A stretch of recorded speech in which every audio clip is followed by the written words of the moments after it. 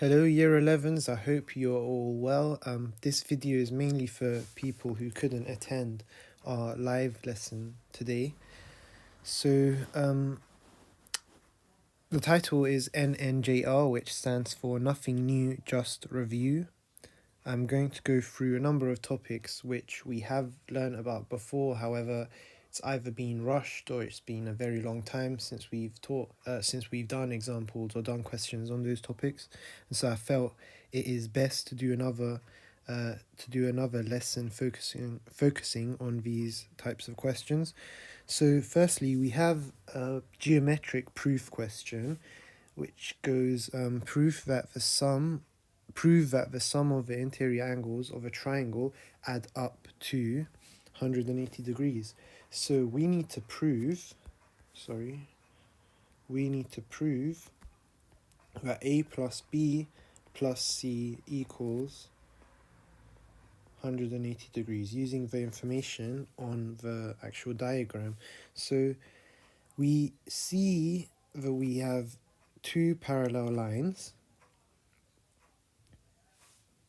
and so that means A and X forms a Z shape, so A and X.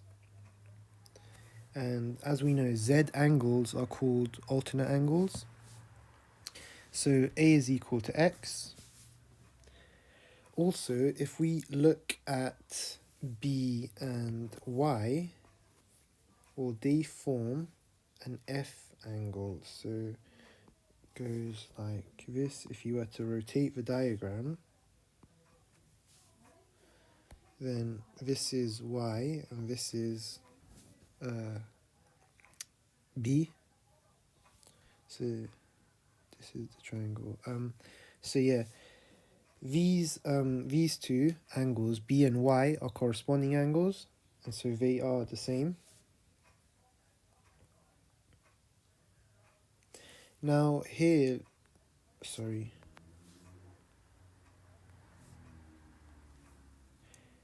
we have three angles on a straight line. As you guys know, angles on a straight line add up to 180. So C plus X plus Y equals 180 degrees.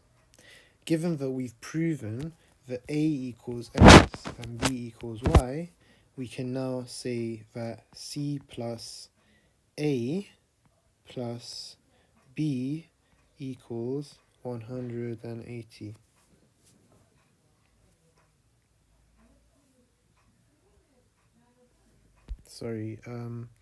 Is that it? Yes, we've answered the question. Okay, so before I start today's lesson, please make sure you go back to this video which I made last week, which recaps the 5 questions, answers the 5 questions from the LBQ quiz we did last week. We are attempting a lot of difficult questions, but there's no point if we're not going back, checking our answers, comparing it to the solutions, seeing how we can improve upon our mistakes. So please make sure you watch this video if you have not done so already. And of course, if you're struggling on a particular topic, like let's say you're struggling on area of sector and arc length, then make sure you do some practice in your own time related to that topic. Today we're going to start off a new segment within our lessons called the Sparx Struggle Series.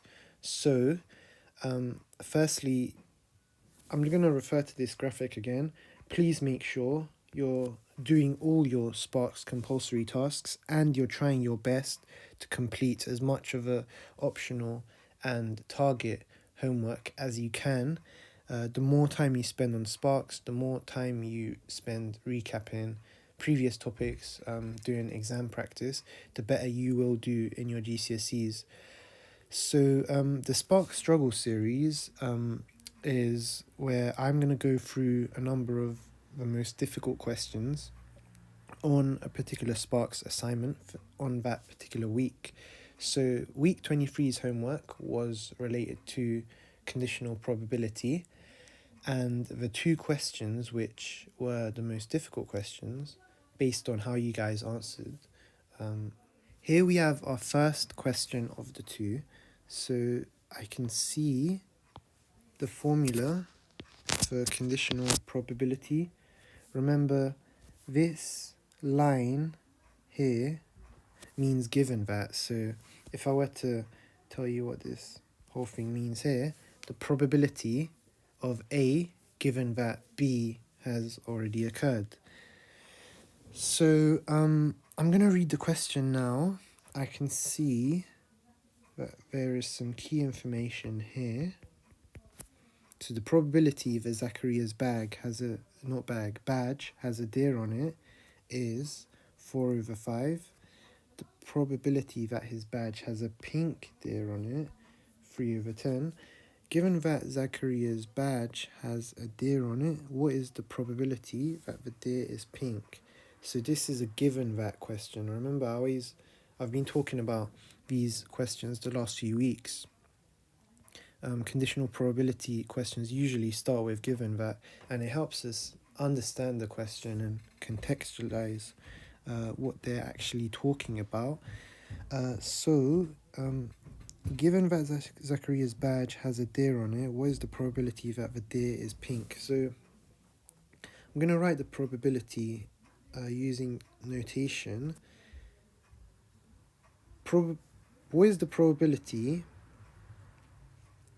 that it's pink given that the badge has a deer on it? So we need to work out probability of P given that D. Now I'm going to come back to this information here. Probability that the badge has a deer on it is 4/5. Probability that it's pink and it has a deer is 3/10. And so now we're going to substitute these values into this formula at the top. So I will write P, D, P, D.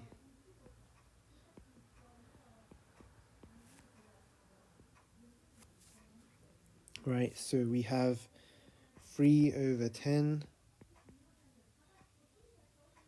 4/5. Now we're just dividing fractions. So 3/10 divided by 4/5 equals 3/10 multiplied by 5/4, which is 3/8.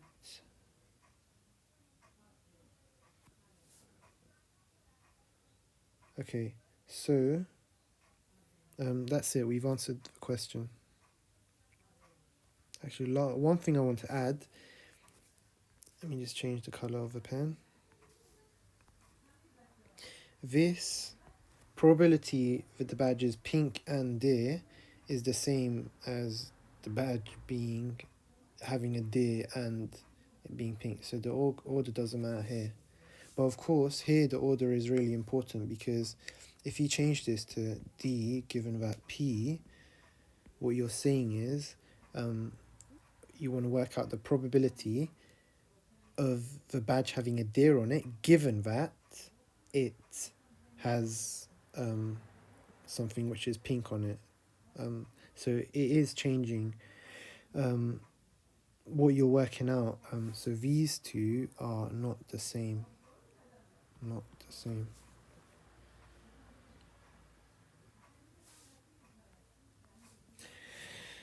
Okay, so the second question, and the most difficult question in this week's assignment, is this one you see on the screen right now. The Venn diagram shows below the number of customers in a restaurant who ordered a starter or a dessert. A customer is picked as random. If they ordered a dessert, what is the probability that they did not order a starter? So I see an if here. Now, if I saw this question in an exam, I'd try my best to translate this into some language which I'm more comfortable with, and I think comfortable is not the right word. I'd say more familiar with. I'm going to cross this out and write given that. Now, we've done so many questions this past few weeks where they start off with given that, and then it's very easy for us to understand this is a conditional probability question. Now, I'm going to replace this if. Now it reads, given that this person ordered a dessert, what is the probability that they did not order a starter? So remember, when you have a Venn diagram, and it's given that they've ordered the dessert, so now we're going to narrow our selection so that we're only selecting from people who ordered the dessert, because that's the condition. What is the probability that they did not order a starter? So, firstly, how many customers do we have in total? Let's add these value up. 6 plus 7 is 13, plus 8 is 21, 36 is the total.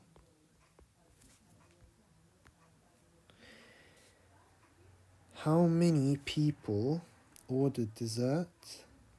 23. How many did not order a starter? So 15 people ordered a starter and dessert. 8 people did not order a starter, but they ordered a dessert. So what is the probability that they did not order a starter given that they ordered dessert? Well, 8 people did not order a starter, so I write 8 over, and instead of writing 8 over 36, as I said earlier, narrowing down my selection, and I'm going to write 8 over 23, because 23 people ordered dessert. Last lesson, I showed you this page where you can see a few graphics which would help you understand what arithmetic and geometric sequences are. So I want to talk about the notation. So A subscript n and r to the power of n minus 1, or what this means. So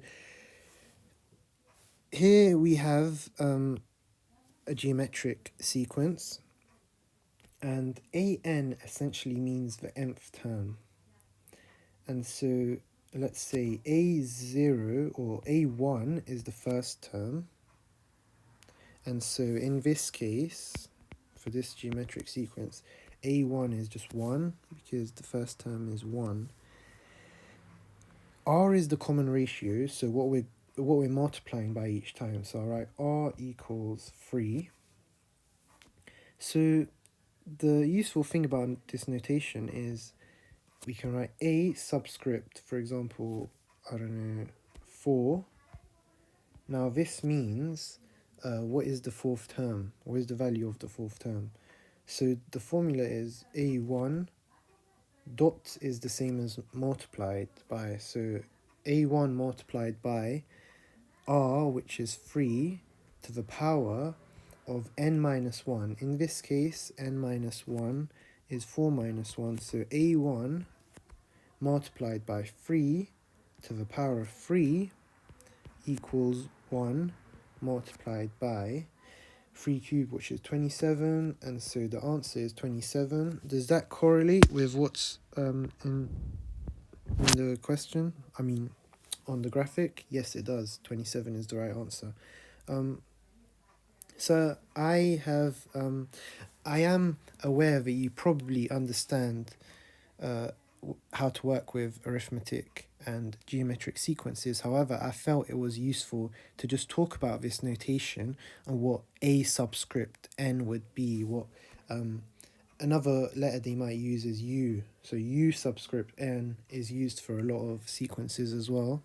So it's mainly a subscript n and u subscript n as well. So yeah, we're gonna be doing some sequences today, so yeah, hopefully that becomes useful over the course of this lesson. So question 1 is a quadratic sequences question. Sorry. Okay. Find the nth term formula of the following quadratic sequences. Firstly, the nth term is going to be in this form. So we need to work out what A, B, and C are. First thing we need to do is to work out the differences between these values. Plus 11 plus 17 plus 323 plus 29. As you can see, the first differences are not constant terms, they're changing, right? So we need to work out the second difference. Plus 6 plus 6 plus 6. Now we can work out the first coefficient. So A is equal to the second difference divided by 2. So 6 divided by 2 is 3. So we've worked out our A value. So I'll change this to 3. Now what we need to do is, and I'll actually draw a table for this.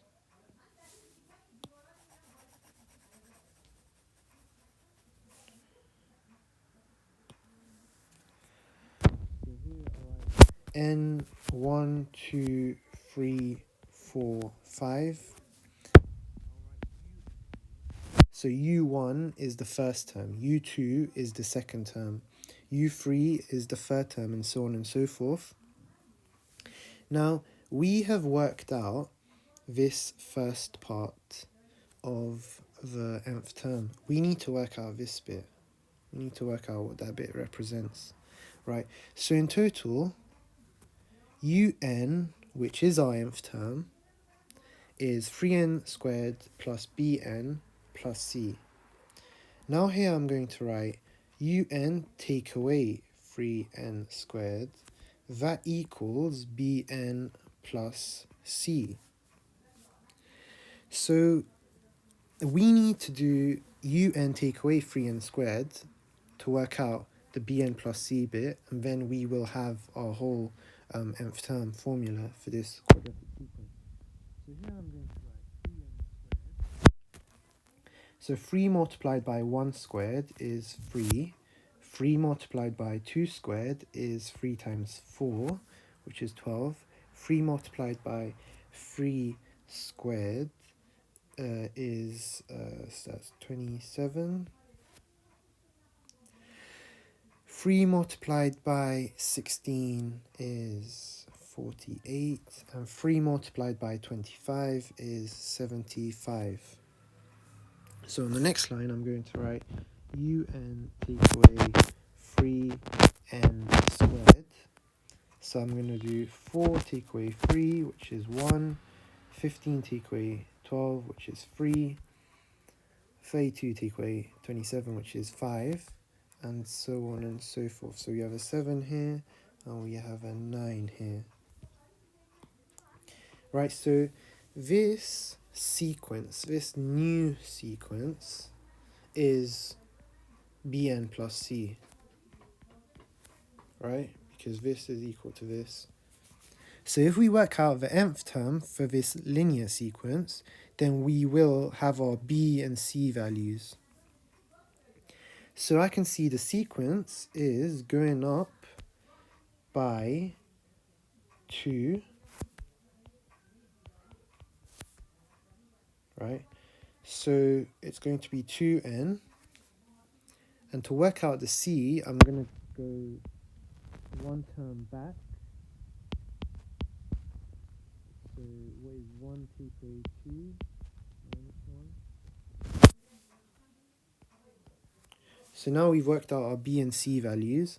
So my final answer is un equals 3n squared plus 2n take away 1.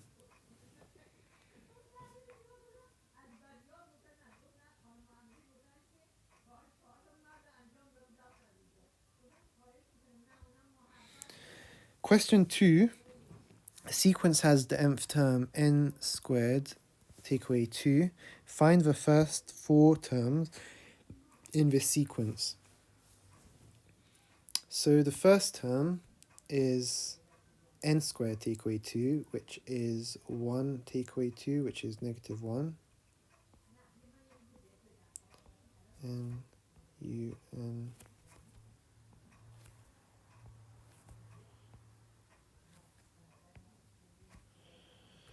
2, 3, 4. Here we're just substituting, so it's not the most difficult question in the world. 2 squared take away 2 is 4 take away 2, which is 2. 3 squared take away 2 is 9 take away 2, so 7. And n squared, so 4 squared is 16. 16 take away 2 is 14. So we've written the first 4 terms. A term in this sequence is a term in this sequence is 287. Find the position of this term. So in other words, we know un is n squared take away 2. Let's say x equals 287, and we need to find x.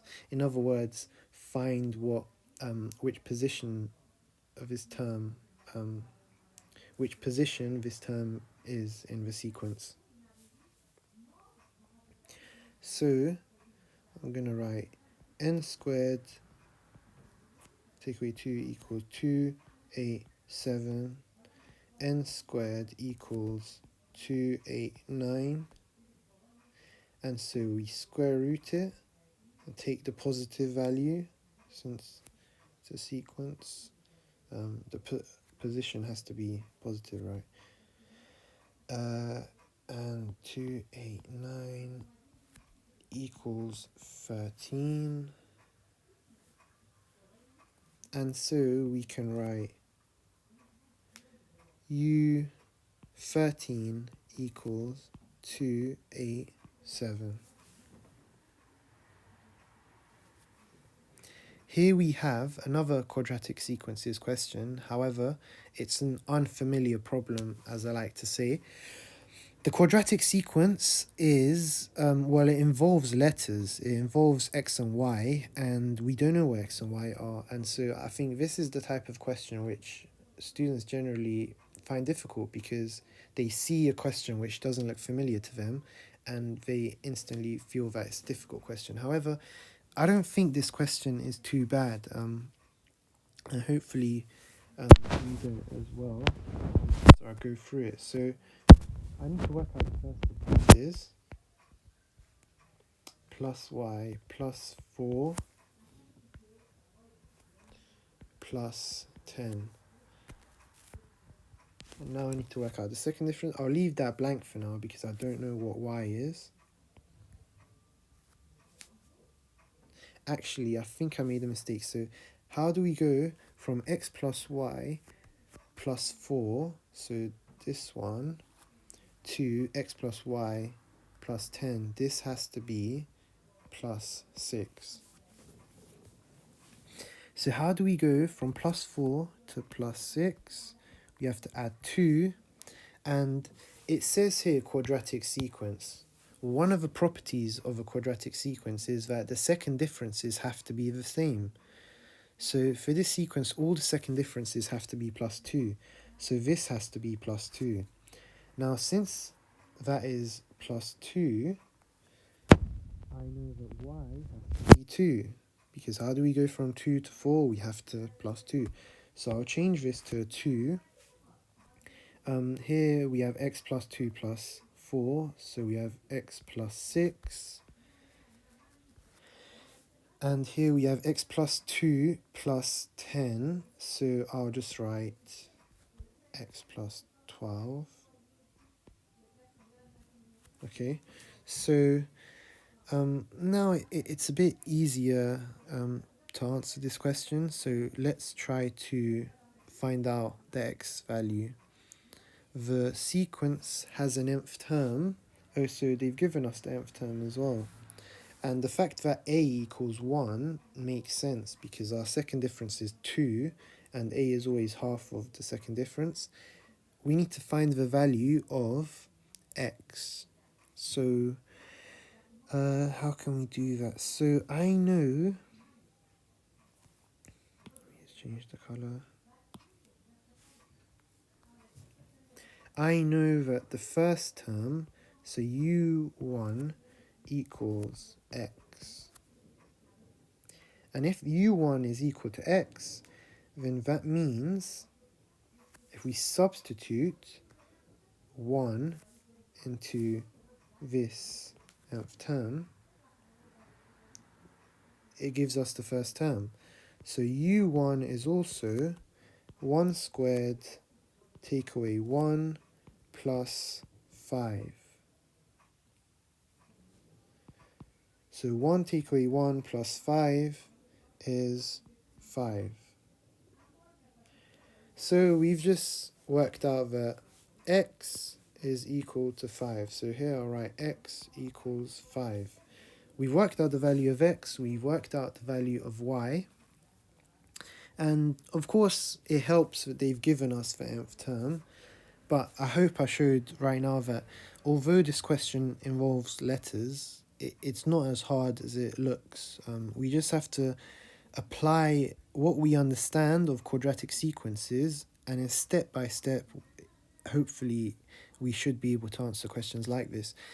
If you are not fully confident on quadratic sequences, then click on the link to the top left to do more practice and watch some more videos on this topic. At the start of our live lesson 2 weeks ago, I asked you guys to name the methods which you can use to solve a quadratic equation. Well, you guys mentioned these 5, and they're the 5 which we have learned about and done a lot of practice on.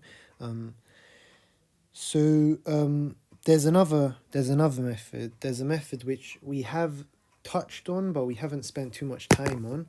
And so hopefully today we will go through that 6th method. It's called iteration. Now in the live lesson, I asked you guys to define what iteration means. And a few students, one student mentioned trial and improvement, another student mentioned the act of repeating things over and over again. So they were both correct.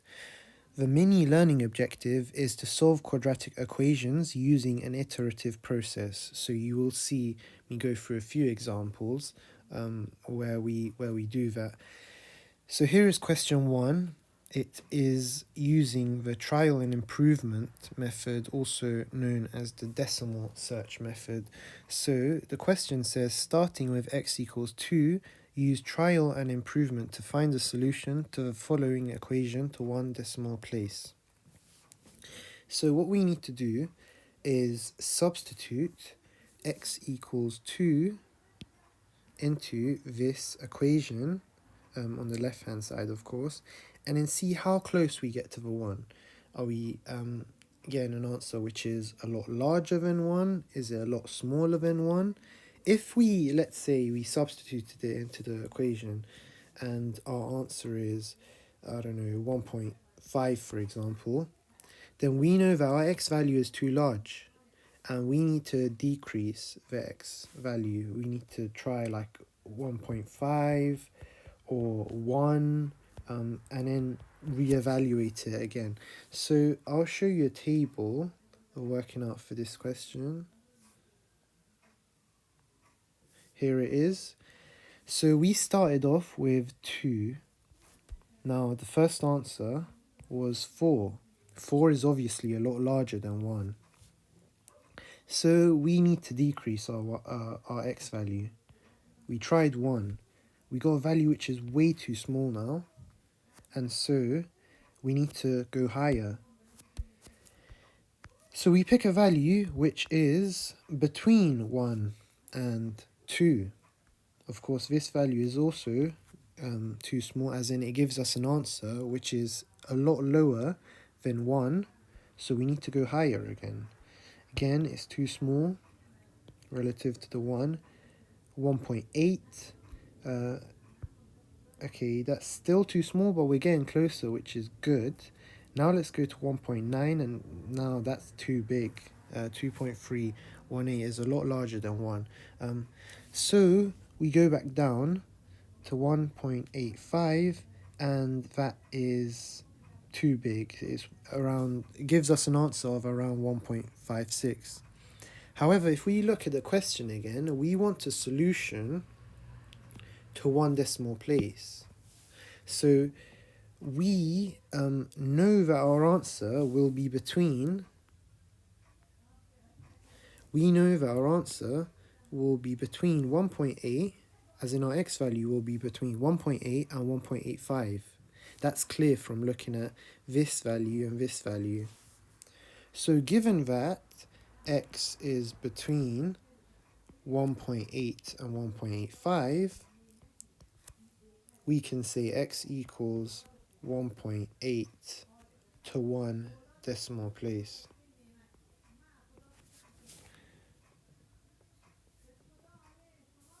Question 2, we are using an iterative formula, the iterative formula method. So use an iterative formula method to find the positive root of the equation, it's a quadratic equation, to 5 decimal places. So I've underlined the key information. Firstly, I am going to write, actually I'll sketch this quadratic, or a quadratic I should say. We need to work out the positive roots. So here we have a quadratic, and here we have the roots. Remember, when we see the word root in this context, it means the points at which the curve crosses the x-axis. So that is when y equals 0, and as you can see we have two different x values here. So I'm going to write underneath this x squared plus x take away 5 equals 0, because our y is equal to 0, right? But in the question it says use an iterative formula to find the positive root. So now with another color, I'm going to just make it clear that I'm only focused on this root here. I only want to work out an estimate to the positive root. So what you need to do is first come up with your iterative formula. So here we have x squared. Now the way we come up with our iterative formula is we need to make this x the subject. So x squared equals 5 take away x. Now we need to square root both sides.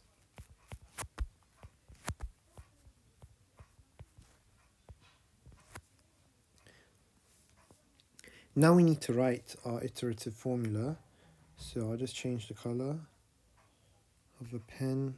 X n plus 1 equals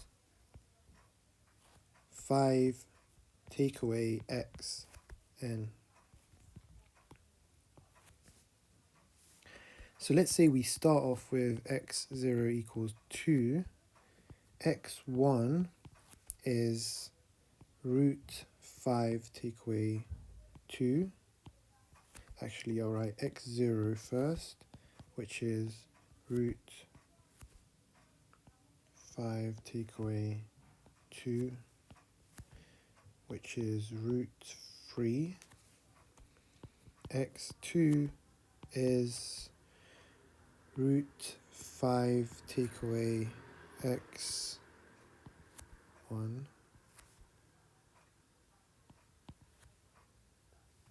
So by the way, this question would only appear in a calculator paper, and what I could do with my calculator is just use the answer function, the ANS button, and so after I've worked out the answer for x1, I could write root 5 take away answer, and so then I'll keep pressing it, as in keep repeating this until the x values are the same to 5 decimal places. So here we have the working out to this question. Here you can see the iteration formula, starting off with x0 equals 2. So our x1 value is 1.73. Then we get 1.80, so the values are changing, and they're not the same to 5 decimal places, of course, so we need to keep going. Look, here it says it as well, use that answer function, the ans key on your calculator, and it would make it a lot easier and you will save a lot of time when it comes to answering this question. X3, 1.78, X4, so it's starting to get closer to one value. Look, you can see 1.79 here, 1.79, 1.791, 1.791. So we're getting more accurate the more iterations which are taking place. 1.7929, 1.7928. As you can see here with x9 and x10, we get two values which both round to the same number when rounded to 5 decimal places. So now we can say that x is approximately equal to 1.79129, and if there is any doubt, you could work out x11 and x12 just to be sure value indeed is still rounds to 1.79129. And if you look at the graph, it makes sense, right? Because here we can see a 2, here we can see a 1. So it makes sense that 1.79129 is an approximate for the positive root of this equation. Now I'm going to use my graphing calculator to show you something. So the equation is x squared plus x, take away 5, x squared plus x, take away 5. So here we have a quadratic curve. We can see two roots, and if we keep zooming in, then you can see, obviously, the more we zoom in, the more accurate it becomes. If I click on it right now, 1.7913 is the approximation to that x value. Of course, they've rounded to 4 decimal places, but if you keep zooming in, you can see its position within on those axes where it exactly cuts the x-axis. So I'm going to zoom out now. So remember 1.7913 to 4 decimal places. Now I'm going to come back to the PowerPoint.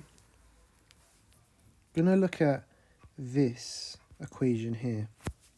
X squared equals 5 take away x. So what I'm going to do now is plot x squared, 5 take away x, and now, well, when we see the equation x squared equals 5 take away x, that means we need to look at the points of intersection between x squared and 5 take away x. So let's look at this point of intersection. What is the x value? 1.791. That corresponds to the x value which we just worked out using the iterative method, right? Of course, we didn't work out the negative root, but this x value also corresponds to the negative root of the quadratic we are working with at the moment. So just bear this in mind, 1.791. Now what I'm going to do is come on to this equation.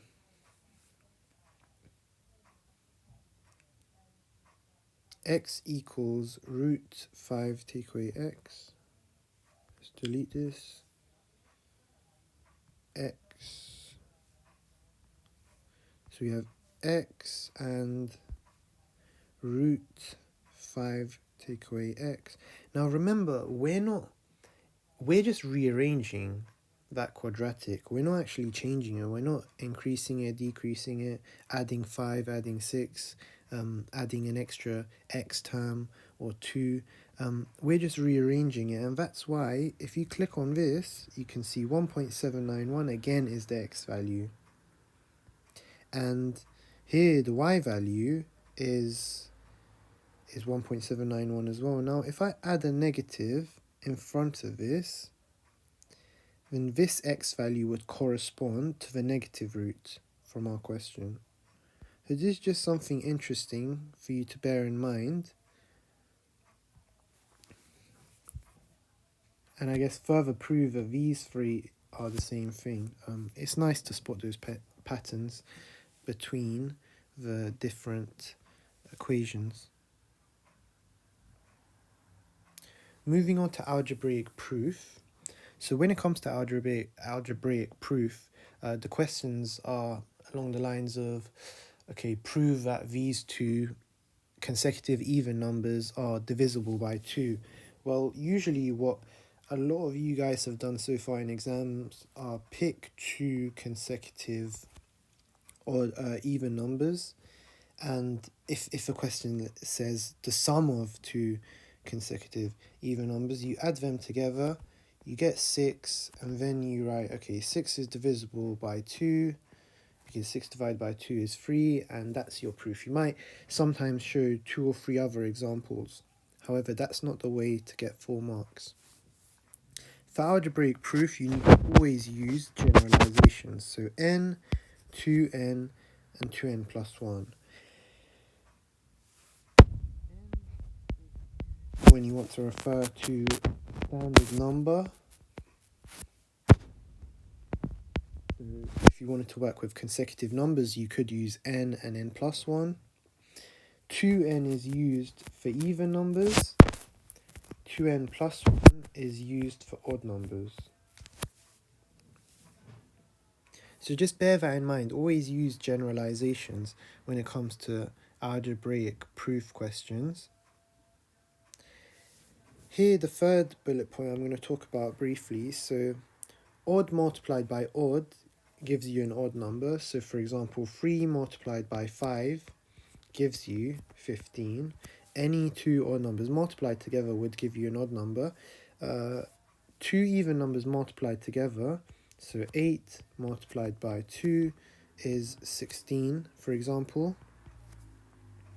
Of course, even times even gives you odd. Sorry, even multiplied by even gives you even, and even multiplied by odd, so let's say 2 multiplied by 3 gives you even at all times. Now, don't stress yourself out trying to remember these rules, because in an exam you could just do some, working out on the side of your paper. So like write 3 multiplied by 7, so that's odd multiplied by odd, gives you another odd. Even multiplied by odd, you could do, 3 multiplied by 4, and that's an odd multiplied by an even, and it gives you an even. So that's what I would do. I wouldn't, if you get mixed up on this, always check using some simple calculations on the side. So we're going to move on to this question now. Here's changed the colour. I've been using green for a long time. Prove that 3n plus 1 all squared plus n take away 1 all squared is always even. So I'll underline this for any positive whole number n. So just underline this.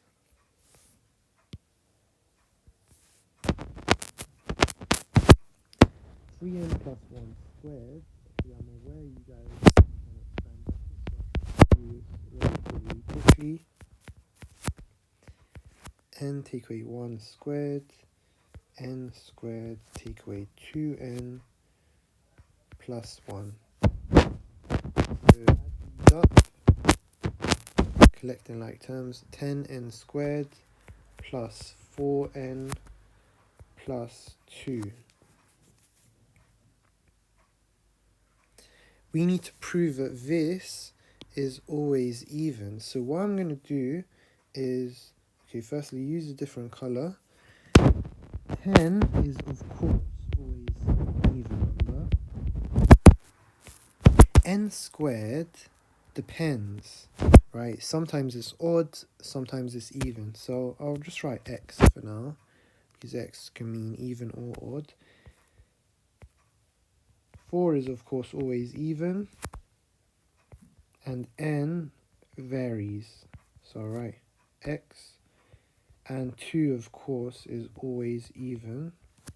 So even multiplied by any number gives you an even number. So like 2 multiplied by 3, which is even multiplied by odd, gives you an even number. So using that same logic, even multiplied by any number gives you even, plus 2, which is always even. So even plus even plus even gives you an even number. So that's how I would prove this question.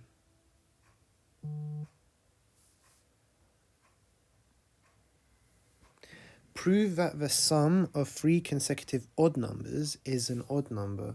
So 3 consecutive odd, right, odd here. So I'll use 2n plus 1. Now a lot of people, when they see the word consecutive, and odd, they'll start off with 2n plus 1, then they'll write 2n plus 2. But of course, yes, that's consecutive numbers. Yes, your first one is an odd number. However, this one is an even number. So make sure you leave 2 spaces between these. So the difference between these two numbers has to be 2. And so then we have 3 consecutive odd numbers. So we need to prove that the sum of these 3 consecutive odd numbers is also an odd number. So let's add these up. Equals 6n plus 4, 9. So 6 is of course an even number. N, it varies, so I'll write x. And 9 is an odd number. Even multiplied by x is of course even, because even multiplied by any number is even. So we end up with even plus odd. Now even plus even is of course even. However, even plus odd would always give you an odd number, right? So here we've proven that the sum of 3 consecutive odd numbers is an odd number. Show algebraically that the sum of 3 consecutive even numbers is always divisible by 6. So I'll start with 2n plus 2, 2n plus 4. They mention sum, so I'll add them up.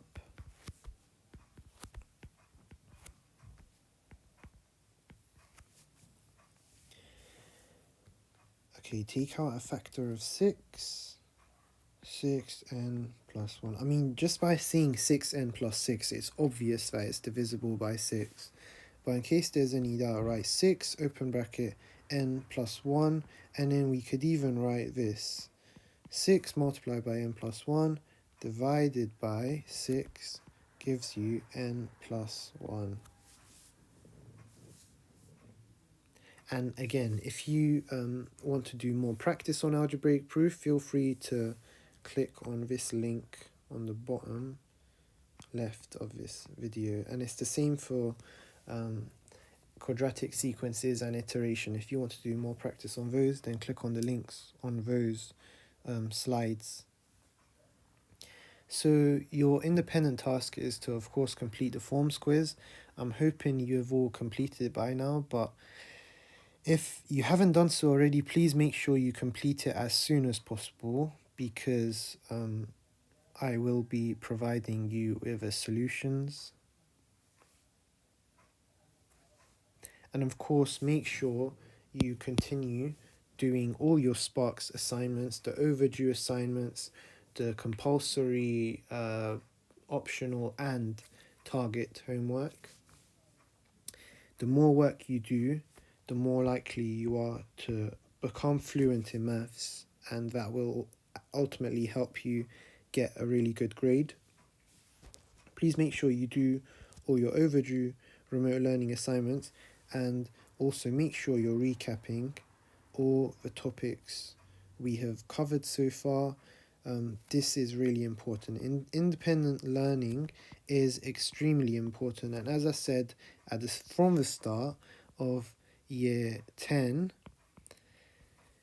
classwork needs to be excellent, homework needs to be excellent, and you need to do a lot of independent learning. If you have excellent home learning, if you have excellent class learning, but you're not doing any independent learning, sadly, you're not likely to achieve what you should achieve, right?